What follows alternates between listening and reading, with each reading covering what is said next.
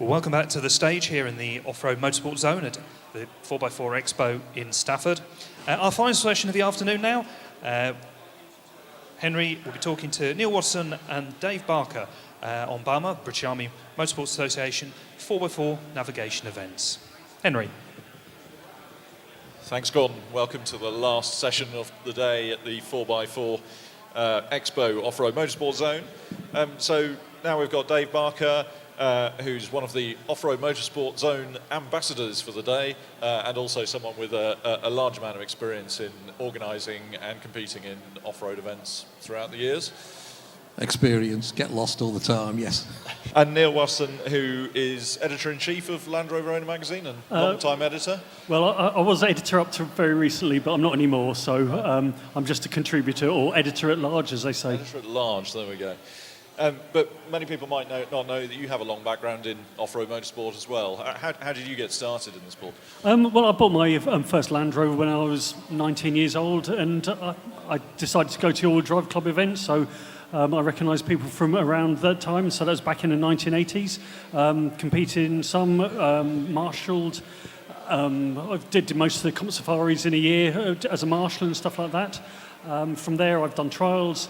And more recently, I've been involved in the British Army Motorsport Association events. Now, I've never been Army or anything like that, but I was a civil servant, which allowed me to compete, and I competed in events, did rather well, so now I help run them. Fantastic, and that's the main topic of the conversation today, really, is I think there's this amazing hidden gem in the off-road motorsport sort of gamut of events, and that's the 4x4 navigation events, which are really typified, in fact only really run by the British Army Motoring Association at the moment. I can't understand why they're not more popular or not more known. Tell us a bit about them. Well, they're a multidiscipline thing. A lot of people do trialling and stuff like that, which is all nice and good. You're covering maybe a mile or two in an event. Some people like the speed events, but things like the British Army Motorsport Association navigation events, they're open to everybody. All you really need is a 4x4, a driver, and a navigator. And then it's just a case of, you get a day's driving. The last event I ran, which was on Salisbury Plain, we had a 92-mile route, of which 70-odd miles were cross-country. So you're getting a lot of mileage for your money. And it's basically something you can do in your standard 4x4 vehicle. We're sitting here surrounded by trucks. All have got roll cages, and these are proper competition vehicles around us. You don't need that for the BAMA 4x4 events. You just need to kind of your standard Land Rover. You can do it in. I mean, I built my one up to be quite. It was quite a competitive vehicle, but we ended up doing quite well in those events. So one time we just decided, look, you know what, we'll compete in my old Series 2A. I've had it 20 odd years. We'll compete in that, and we came second. We were beating somebody in an older Series 2A. Fantastic. I mean, this is one of the things that's always surprised me, really, because it is like RTVs, like Tyros. It's one of the areas of the sport which you can get into just with your road car, effectively. And David, I mean, this is something that's been a stepping stone to sort of stage rallies and rallying elsewhere, but we haven't had that sort of same thing for off-road motorsport. No, we've sort of missed it, really. Tyros are brilliant. I'm a passion for Tyros. I named them. But, it's a starting point. And we've missed that progression where people move up from trials to comp safaris to other events. But then we've forgotten about these navigation events, which you can do in a standard vehicle. And, yes, it's a little bit like the car events and rallying, but it's cross-country. You can use your Land Rover, and you've got to use your Land Rover. And they throw a couple of trial sections in. It's multidiscipline, and I suppose the Army have got a great advantage. They have some access to some fabulous land, which a lot of clubs don't. But there are other sites out there we could use, multi-venue events, road sections between them. There's an awful lot we can do, and it's great. It's simple, it's easy. We just need more people doing it. It's always felt to me like the obvious introduction to something like hill rallying, which is road sections to multi-venue stages in different locations, different terrains. It's a fantastic example and a fantastic way into learning the skills needed for that sort of event. Yeah, I definitely find that, and because ultimately you need to be able to find your way from place to place. If you want to go round and round, that's fine. With some of these vehicles here, we've got the Winch Challenge and the Ultra 4 and stuff like that. It's great to have a set route, but with the navigation events, you are looking at the maps. You're saying actually which is the quickest route between here and there, and it is open to everybody. It's down to how the team works together. And it isn't just old men in cars or something like that. The navigators can be as young as 13. So if you've got like kids who are in scouts or anything like that, who might be doing navigation for scouts, they can navigate for you, and then you can bring them along. My son was navigating from when he was 13, and we ended up winning quite a few of the events. And now he's looking at, or he helps me marshal and run them now, but he's looking at competing himself as a driver now rather than as a navigator. Fantastic, and of course it's the sort of event that you can take part even without a car, because there are usually willing drivers around who'd like someone to chauffeur them around. I mean, that's the experience from 12 cars and other things, David. Very much so. From the car side, they run navigational scatters where you get a series of map references, and you've got to visit as many of them in the evening as you can, and it's up to you to choose the route. So you're learning to look at the map to find the route. You move on to 12 cars, which are a little bit more technically difficult. You get cryptic clues for a route, and you go and follow this prescribed route in a set time. They then progress up to doing regularity, where you have to find the route and you have to keep to a set time, be it 30 mile an hour, 27 mile an hour, 23 mile an hour. Which is surprisingly fast, actually, in some twisty lanes. Oh, it is, yes. But you've got to, use your clocks, you use your thing. And I think one thing we forget looking at these challenge vehicles around here, the original challenge events were very navigational. You had to find your way to a section. You got a road book, you had a map reference. The great Brian Hartley would send you a photograph upside down, back to front, and you had to go and interpret it to find the section. And once you got there, you then used your winch to get there. And, challenge events have now moved away a little bit from that. But, that's a progression. Everything moves on, and it ends up with the top end, Ultra 4, King of the Hammers, Hill Rallies, the Dakar. We all move on, but we've got to do those steps. And at the moment, this navigation side, we're missing, and we need to get it in there. You're talking about the Dakar there and stuff like that, and the multi-disciplines, or with the vehicles and stuff like that. And with the BAMA events these days, the civilian side are limited to the light 4x4s, so you're talking Land Rovers and stuff like that. But with the, we also get the military crews competing, so they'll be on the motorbikes, and we're also including the big MAN trucks. Right. So you can get the 4x4s, the 6x6s, and the 8x8s. And obviously, when the 8x8s get stuck, that is quite interesting to get them out. And I think in Mudmaster last year, one of the 8x8 wreckers they sent in to get one out got stuck. So he had to then get another one in to recover them.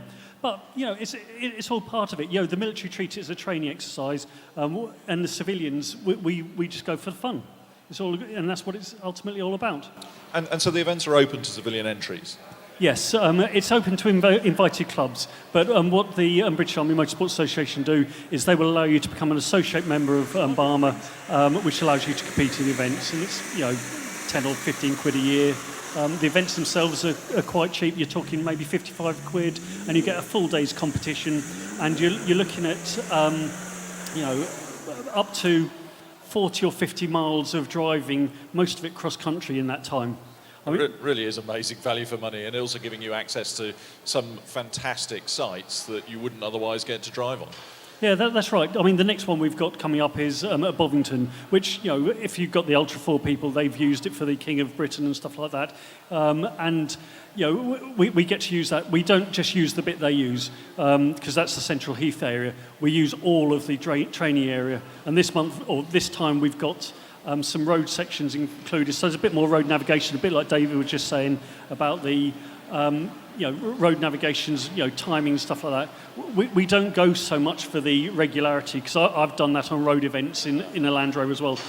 I'm not very good at that. But what we do is, the information we give is you've got to be at a certain point at a certain time, and that is the absolute key. That's the most crucial bit. It doesn't matter if you miss everything in between, just get to your control at the right time. So I was going to ask, it is sort of part road rally, part navigational scatter, part treasure hunt, part trial. So talk us through a sort of typical event and the sort of exercises you might do as part of that event. Well, it is basically sort of the navigation. You might get an aerial photograph with a route marked on it that you've got to then work out what scale this is and follow the route, and then pick up any marker boards as you go along. Now, the marker boards you're looking for are sort of 100 mil square boards with a letter on it. And so if you're going too fast, you're just not going to see them. So you're doing that, you're following that. You might get an orienteering map with 20 locations on that you have to visit in order. So you're looking, get through 1 to 20. It might be like number 12 has got a marshal on it. So if you've got number 14 and then you go to number 12, they'll score you out for 14 because you're not going in the right order. So it's things like that. And the other events sort of, we had Autumn Leaves, which is now Magnum Spirit next year or this year, and that's done on Ordnance Survey maps, and we will give grid references or plots. It could be something as simple as the grid references. It could be an aerial photograph. It could be a route drawn on it. It could say go via like this number of grid references, or the grid square lines, grid lines, spot heights, stuff they do on the road rallies. So but a lot of it is running cross country. My son did one of the BAMA events, and it was artillery angles for the artillery guns, and that was where you found the targets to head for. So it was all sorts. He'd done road rallies, so he was used to OS maps, crossing grid lines, but it's all in there. And the crossover is tremendous from road rallies to navigation events. It's there, and it also brings car clubs and cross country clubs together, which is good. That there is a great deal of information and help between the two, and we aren't alone. Car clubs have the same problems as we do, and everyone helps each other out, which is good for the sport. Yeah, and talking about the car clubs and stuff like that, a lot of people use a 4x4 to drive or to tow their competition vehicle to an event. With the BAMA events or the 4x4 navigation events, they can use the tow car. They can just turn up in a tow car, compete. But also, the other thing which we can talk about is marshalling. Obviously, all road rallies, 4x4 navigation need marshals. And then you can do that in your 4x4 without having to worry so much about it competing. And it does get you into other forms of 4x4 navigation, or even just navigation events, doesn't it? So do you need any specialist equipment? You talk about it being just your road car, but is there anything you need that's different to the norm? It depends what the regulations say. For the things like the BAMA events, you'll need fire extinguishers, you'll need a shovel, a spill kit, and a rubbish bag. And that's basically it. A tow rope. So you most of us have got those kicking about somewhere. So that's it. We all have them sitting around in the cars. So it's not that expensive. And the vehicle you don't need a roll cage. You don't need anything really, apart from a watch. You need a watch that tells you the right time. Just talk us through the events that you've got this year, because you've got several events in lots of different locations. Do you want to just give us a sense of what's coming up? Yeah, so the first one we've got coming up this year is at it's Saxon Express, which is at Bovington, which is in Dorset, the Bovington Tank Training area, where the British Army Armour Centre is. So that's on the 18th of March, Saturday the 18th of March. After that, there's one at Leconfield, which is the Defence Driver Training School, or I'm not entirely sure what, but it's up there. So we'll use Leconfield for that, which is the driver training area. If you watched Guy Martin's, Powering Britain, they did a bit on there, so he's driven around there in one of the MAN trucks. We'll be in there using all of that. So we'll be using Leconfield driver training area and also Driffield driver training area. Which was a former British Off-Road Championship event. Yep, so we use those. Then there's Mudmaster, which is in October. And that's a multi-venue. That's based around, I think it's Glasgow or Edinburgh or Dunfermline. Central Belt, yeah. Yeah, Central Belt. And they use 15, 17 locations. So you'll go from place to place, you'll navigate from place to place, and you'll do maybe a trial in this one, you'll do a scatter in the next one, you'll do a following a route on this one. And there's so many different disciplines. So we'll do that. Then the final one for the year is Magnum Spirit, which is basically it takes place on the byways of Salisbury Plain. And if you've ever been to Salisbury Plain, you'll know how many byways there are. There's a lot of roads. There are a lot of tracks. So like you'll come in. Genuine get lost. Yeah, and obviously you don't have the GPS or anything like. You're running from you're working from maps, and I've competed in there quite a lot. One time I was with the late Steve Partridge, who was one of the best navigators I've ever worked with, and I think I'm not bad, and we got lost. Oh, yeah. It's that difficult because it's at night. Yep. You can look for the road signs or the byway signs, but at night, if your car is not pointing towards it, you are not going to see these signs. And the other thing with Salisbury Plains is there's lots of tracks that aren't on the map, so you've got to differentiate the ones that are on the map with the ones that aren't on the map, and it's a tricky place to navigate. That's it. You might find there's a three-way junction shown on the map, and there are actually 10 routes coming into it. So why is it only the Army who's organising this? Is this, I mean, probably this is a question for David, because, actually this has been something that in the Blue Book, in the MS UK rules, there's been the opportunity to organise these sort of events, but for some reason they've gone out of fashion. I'm not sure they were ever really in fashion other than with the military. The military have the advantage of the big sites, the big land, and it's that crossover discipline between car-type events and cross-country. And up until now, or up until really recently, cross-country and the rally world have been too far apart. They didn't get together. That's now changed dramatically in recent years. With the British Championship, the bowlers, there is a strong mix, and we both know each other exist. And as we were saying, 4x4s are being used as closing cars on road rallies, recovery vehicles, and the crossover is increasing, and we are all now becoming more aware of each other, and it's the big time for these type of events to happen. The world of rally navigations, road rallies, historic rallies is massive. There's some really, really big events, 100, 150 competitors, Isle of Man, England, Scotland, all over the place. And a huge classic rallying scene as well, Massive, which is yes. sort of the same thing. And the navigators move between the two. You've almost got professional navigators these days. They are in demand. And anything from our side that can sort of join that is really wanted. We need the land is the biggest thing, and we need the clubs to do it. And I think, we're at the time to start doing it. I think us three are going to run one anyway. It's sounding a bit like we might be. We've But we're talked obviously so ourselves into enthusiastic about it. Yeah, exactly. Yeah. Yeah, and in England, Scotland, and Wales, yes, but the British Army are really the ones who are running it. But I have also competed in Northern Ireland and in Ireland on events because they run them out there. So, and of course, you look at it from the wider scale, or the longer thing. In France, they do the randonnées and stuff like that, which are slightly, obviously you need a competition vehicle for. But again, it's the same sort of thing. The stuff which you can learn on the 4x4 navigation events will stand you into good stead because it's ground reading. It's learning, what to look for, what signs to look for, how to read the road, or how to convert what you see on a map or an aerial photograph into what you see on the ground.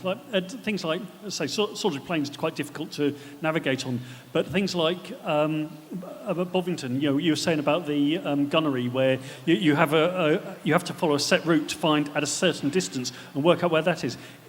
Bovington's a massive sandpit, and to try and find a 100 mil square board in the middle of a massive sandpit is quite difficult if you don't get the right line. And the straight line is rarely the best line, given that you've hit all sorts of obstacles on the way. That's it. These are places designed to test tanks and to train drivers into cover all sorts of obstacles. And we get the fantastic.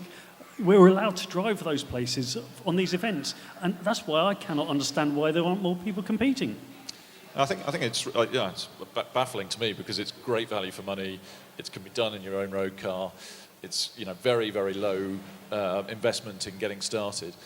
My recollection, David, is that there were some events that SCORE used to run a thing called the Ebble Valley Trail, and I think West Ham's Motor Club did, or East Ham. Which Ham? South Hams is the one.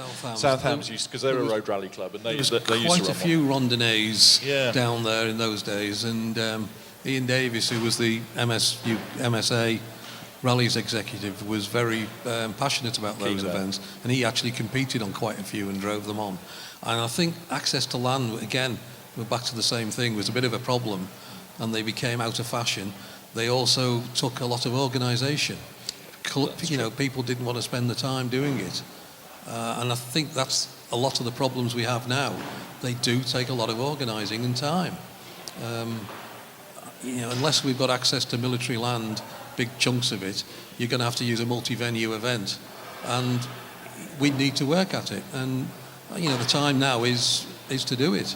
You know, we can pull all these sites together and navigate between them. Yeah, that's right. But equally, you need the people to be turning up and competing. You know, you know, I remember in the early 1990s on things like Driving Force, which was the military and the police would compete, and you'd get 100 vehicles competing.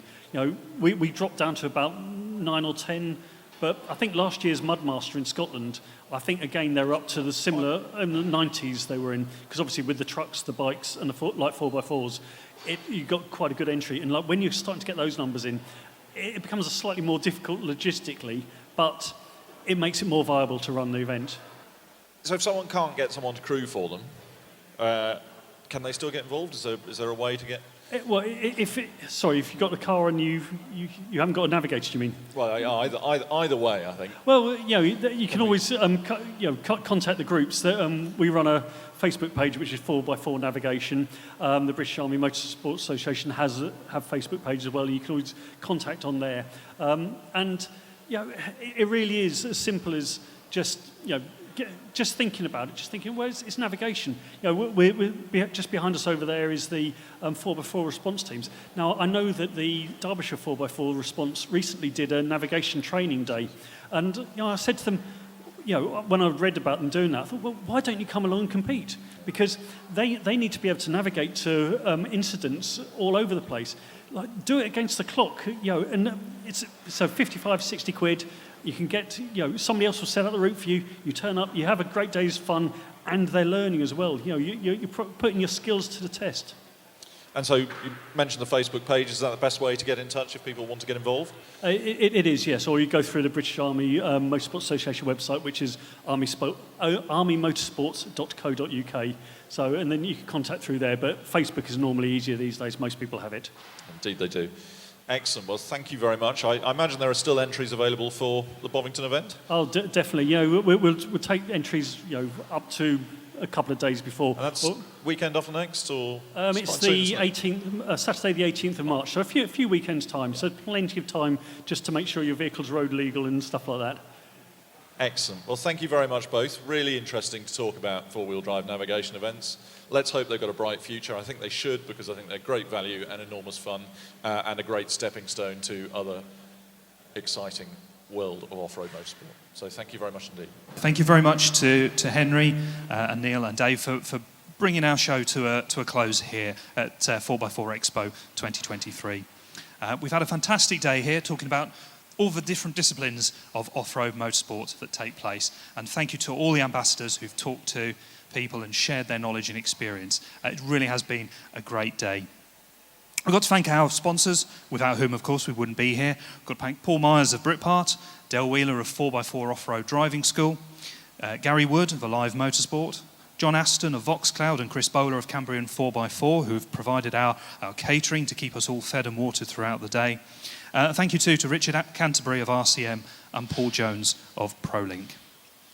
We've also got to thank Helen, our clerk of the course, who's standing at the side there, shyly, stepping in at short notice to take over the running of the show today. Also got to thank John Hilton and Mark Linky Gardiner, looking after the cameras and the sound for us here as well. And thank you to Caroline Barker, who has jealously guarded our catering to make sure that only if your name's not down, you're not coming in. Thank you to the stage men and their accomplices, to Andy, Barry and Ethan, who've kept us all safely on stage and with our sound system. And thank you to Jenkinson's, the catering team, for keeping us well supplied with coffee and sandwiches. Thank you to everyone who's brought their cars here to the show today from all the disciplines and from across the furthest corners of off-road. Many of them have sort of moved heaven and earth to get their cars ready for today, and it really is appreciated. Without them, we simply wouldn't have a show. And thank you to Ultra 4 Europe for bringing their display vehicle to provide us our accommodation here. And thank you to our friends at West Midlands 4x4 Response for their guidance and marshalling and helping to get everyone in and out of the hall safely. They're going to be busy in a few minutes, I think. And thank you to Dave Round, who is our host here. He's been organising the 4x4 Expo for 21 years. We've been doing it for 3, he's been doing it for 21. That really is a notable achievement, and we're really appreciative of donating the space for us to have our show here. And finally, there's one person who unfortunately isn't here this year, Diana Tigwell, the voice of our motorsport and the driving force behind all this show. We really have to say a big thank you to her for pulling this all together remotely from Devon, and hopefully she'll be back here next year. And on that note, I hope we'll see everyone back here for Off-Road Motorsport Zone at Expo 2024. Thank you, and bye-bye.